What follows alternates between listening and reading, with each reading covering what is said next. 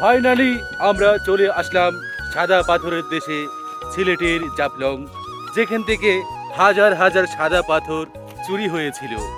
সেটা আর নাই বললাম, জয় মুরব্বী, আমার ভুল হয়ে গেছে। এখন আপনাদের দেখাবো সুন্দর সুন্দর দৃশ্য, এবং আমরাও দেখতে এসেছি সুন্দর সুন্দর দৃশ্য।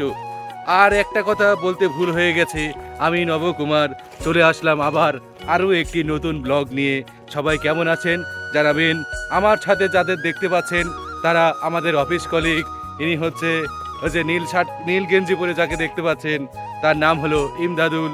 এবং তার পিছনে যে দেখতে পাচ্ছেন আমাদের সবচাইতে শ্রদ্ধেয় বড় ভাই মিলন ভাই। এবং তার পিছনে যাকে দেখতে পাচ্ছেন, কই উনি কোথায়? হায় হায়, উনি হারিয়ে গেছে অনেক পিছনে। সাদা পাথরের মাঝে হাঁটা অনেক কষ্টকর। তাই ব্লগটি আজকের মতো এখানেই শেষ করছি। সবাই ভালো থাকবেন, সুস্থ থাকবেন, ধন্যবাদ।